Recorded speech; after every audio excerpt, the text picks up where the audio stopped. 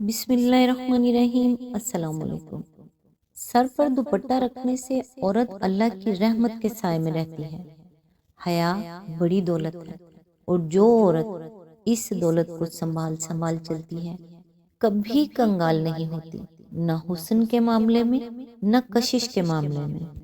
جب عورت نے مرد سے محبت کا معیار صرف دولت رکھ لیا، تب سے مرد نے دل کے اوپر جیب سجا لیا اور دل ڈھانپ لیا، اور جب مرد نے محبت کا معیار صرف ظاہری حسن سمجھا تو عورتوں نے بھی دوپٹہ اتار دیا اور کاسمیٹک اوڑھ لی، پھر دونوں پریکٹیکل بن کے برباد ہو گئے۔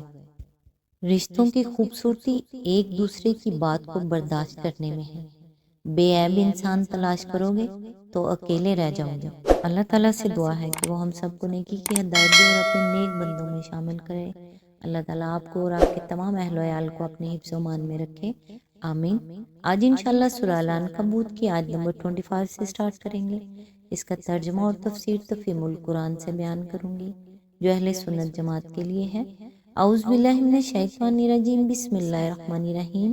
اور اس نے کہا، تم نے دنیا کی زندگی میں تو اللہ کو چھوڑ کر بتوں کو اپنے درمیان محبت کا ذریعہ بنا لیا ہے، مگر قیامت کے روز تم ایک دوسرے کا انکار اور ایک دوسرے پر لعنت کرو گے، اور آگ تمہارا ٹھکانہ ہوگی اور کوئی تمہارا مددگار نہ ہوگا۔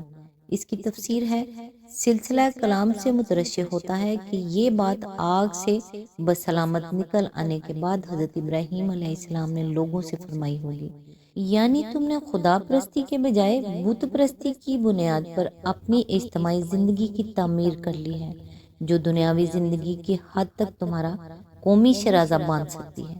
اس لیے کہ یہاں کسی عقیدے پر بھی لوگ جمع ہو سکتے ہیں، خواہ حق ہو یا باطل، اور ہر اتفاق و اجتماع چاہے وہ کیسے ہی غلط عقیدے پر ہو، باہم دوستوں، رشتہ داروں، برادریوں اور دوسرے تمام مذہبی، معاشرتی اور تمدنی اور معاشی و سیاسی تعلقات کے قیام کا ذریعہ بن سکتا ہے۔ یعنی عقیدہ باطلہ پر تمہاری یہ حیت اجتماعی آخرت میں بنی نہیں رہ سکتی۔ وہاں آپس کی محبت، دوستی، تعاون، رشتہ داری اور عقیدہ واردات کے صرف وہی تعلقات برقرار رہ سکتے ہیں جو دنیا میں خدا واحد کی بندگی اور نیکی اور تقوی پر قائم ہوئے ہیں۔ کفر و شرک اور گمراہی و بدراہی پر چڑھے ہوئے سارے رشتے وہاں کٹ جائیں گے، ساری محبتیں دشمنی میں تبدیل ہو جائیں گی، ساری عقیدتیں نفرت میں بدل جائیں گی، بیٹے اور باپ، شوہر اور بیوی، پیر اور مرید تک ایک دوسرے پر لعنت بھیجیں گے، اور ہر ایک اپنی گمراہی کی ذمہ داری دوسرے پر ڈال کر پکارے گا کہ اس ظالم نے مجھے خراب کیا، اس لیے اسے دوہرا عذاب دیا جائے۔ یہ بات قرآن مجید میں متعدد مقامات پر فرمائی گئی ہے، مثلا سورہ زخرف میں فرمایا، الاخلاء یومئذ بعضهم لبعض عدو الا المتقین، آیت نمبر 67۔ یعنی دوست اس روز ایک دوسرے کے دشمن ہو جائیں گے سوائے متقین کے۔ سورہ الاعراف میں فرمایا، کلما دخلت امۃ لعنت اختها حتی اذا ادارکوا فیہا جمیعا قالت اخراہم لأولاہم ربنا ہؤلاء اضلونا فآتہم عذابا ضعیفا من النار، آیت نمبر 38۔ یعنی ہر گروہ جب جہنم میں داخل ہوگا تو اپنے پاس والے گروہ پر لعنت کرتا ہوا داخل ہوگا، حتیٰ کہ جب سب وہاں جمع ہو جائیں گے تو ہر بعد والا گروہ پہلے گروہ کے حق میں کہے گا کہ اے ہمارے رب، یہ لوگ تھے جنہوں نے ہمیں گمراہ کیا، لہٰذا انہیں آگ کا دوہرا عذاب دے۔ سورہ احزاب میں فرمایا، وَقَالُوا رَبَّنَا إِنَّا أَطَعْنَا سَادَتَنَا وَكُبَرَاءَنَا فَأَضَلُّونَا السَّبِيلَ رَبَّنَا آتِهِمْ ضِعْفَيْنِ مِنَ الْعَذَابِ وَالْعَنْهُمْ لَعْنًا كَبِيرًا، آیت 67-68۔ اور وہ کہیں گے، اے ہمارے رب، ہم نے اپنے سرداروں اور بڑوں کی اطاعت کی اور انہوں نے ہم کو راہ سے بے راہ کر دیا، اے ہمارے رب تو انہیں دوہری سزا دے اور ان پر سخت لعنت فرما۔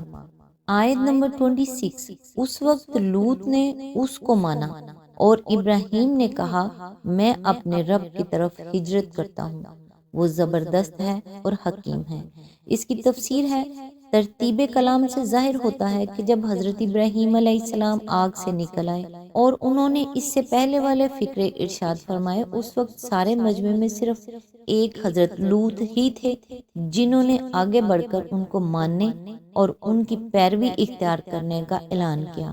ہو سکتا ہے کہ اس موقع پر دوسرے بہت سے لوگ بھی اپنے دل میں حضرت ابراہیم علیہ السلام کی صداقت کے قائل ہو گئے ہوں، لیکن پوری قوم اور سلطنت کی طرف سے دین ابراہیمی کے خلاف جس غضبناک جذبے کا اظہار اس وقت سب کی آنکھوں کے سامنے ہوا تھا، اسے دیکھتے ہوئے کوئی دوسرا شخص ایسے خطرناک حق کو ماننے اور اس کا ساتھ دینے کی جرت نہ کر سکا۔ یہ سعادت صرف ایک آدمی کے حصے میں آئی اور وہ حضرت ابراہیم علیہ السلام کے بھتیجے حضرت لوط علیہ السلام تھے، جنہوں نے آخر کار ہجرت میں بھی اپنے چچا اور چچی حضرت سارہ کا ساتھ دیا۔ یہاں ایک شبہ پیدا ہوتا ہے جسے رفع کر دینا ضروری ہے۔ ایک شخص سوال کر سکتا ہے کہ کیا اس واقعے سے پہلے حضرت لوط علیہ السلام کافر و مشرک تھے اور آگ سے حضرت ابراہیم علیہ السلام کے بسلامت نکل آنے کا معجزہ دیکھنے کے بعد انہیں نعمت ایمان میسر آئی؟ اگر یہ بات ہے تو کیا نبوت کے منصب پر کوئی ایسا شخص بھی سرفراز ہو سکتا ہے جو پہلے مشرک رہ چکا ہو؟ اس کا جواب یہ ہے کہ قرآن نے یہاں فآمن لہ لوط کے الفاظ استعمال کیے ہیں، جن سے یہ لازم نہیں آتا کہ اس سے پہلے حضرت لوط علیہ السلام خداوند عالم کو مانتے ہوں یا اس کے ساتھ دوسرے معبودوں کو شریک کرتے ہوں، بلکہ ان سے صرف یہ ظاہر ہوتا ہے کہ اس واقعے کے بعد انہوں نے حضرت ابراہیم علیہ السلام کی رسالت کی تصدیق کی اور ان کی پیروی اختیار کر لی۔ ایمان کے ساتھ جب لام کا صلہ آتا ہے تو اس کے معنی کسی شخص کی بات ماننے اور اس کی اطاعت کرنے کے ہوتے ہیں۔ ممکن ہے کہ حضرت لوط علیہ السلام اس وقت ایک نوعمر لڑکے ہی ہوں اور اپنے ہوش میں ان کو پہلی مرتبہ اس موقع پر ہی اپنے چچا کی تعلیم سے واقف ہونے اور ان کی شان رسالت سے آگاہ ہونے کا موقع ملا ہو۔ آیت میں لفظ ہے ہجرت کرتا ہوں، یعنی اپنے رب کی خاطر ملک چھوڑ کر نکلتا ہوں، اب جہاں میرا رب لے جائے گا وہاں چلا جاؤں گا۔ اور آیت میں لفظ ہے اور حکیم ہے، یعنی وہ میری حمایت و حفاظت پر قادر ہے اور میرے حق میں اس کا جو فیصلہ بھی ہوگا حکمت پر مبنی ہوگا۔ آیت نمبر 27، اور ہم نے اس سے اسحاق اور یعقوب جیسی اولاد عنایت فرمائی اور اس کی نسل میں نبوت اور کتاب رکھ دی اور اسے دنیا میں اس کا اجر عطا کیا اور آخرت میں وہ یقیناً صالحین میں سے ہوگا۔ اس کی تفسیر ہے، حضرت اسحاق بیٹے تھے اور حضرت یعقوب علیہ السلام پوتے۔ یہاں حضرت ابراہیم علیہ السلام کے دوسرے بیٹوں کا ذکر اس لیے نہیں کیا گیا ہے کہ اولاد ابراہیم کی مدیانی شاخ میں صرف حضرت شعیب مبعوث ہوئے اور اسماعیلی شاخ میں سرکار دو عالم رسالت مآب صلی اللہ علیہ وآلہ وسلم تک 2500 سال کی مدت میں کوئی نبی نہیں آیا۔ اس کے برعکس نبوت اور کتاب کی نعمت حضرت عیسیٰ علیہ السلام تک مسلسل اس شاخ کو عطا ہوتی رہی جو حضرت اسحاق علیہ السلام سے چلی تھی۔ اس میں وہ تمام انبیاء آ گئے جو نسل ابراہیمی کی سب شاخوں میں مبعوث ہوئے ہیں۔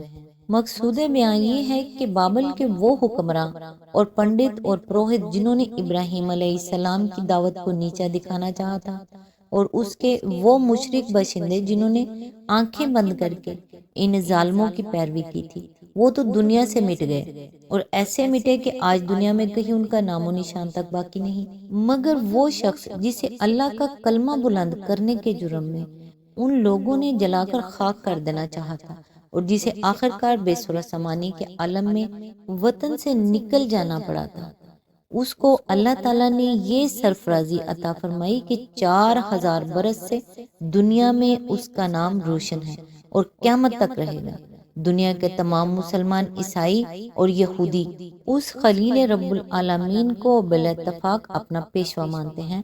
دنیا کو ان 40 صدیوں میں جو کچھ بھی ہدایت کی روشنی میسر آئی ہے، اسی ایک انسان اور اس کی پاکیزہ اولاد کی بدولت میسر آئی ہے۔ آخرت میں جو اجر عظیم اس کو ملے گا وہ تو ملے گا ہی، مگر اس دنیا میں بھی اس نے وہ عزت پائی جو حصول دنیا کے پیچھے جان کھپانے والوں میں سے کسی کو آج تک نصیب نہیں ہوئی۔ آج تک کے لیے بس اتنا ہی۔ نیکسٹ انشاءاللہ آیت نمبر 28 سے سٹارٹ کریں گے، تب تک کے لیے دعاؤں میں یاد رکھیے گا۔ اللہ حافظ۔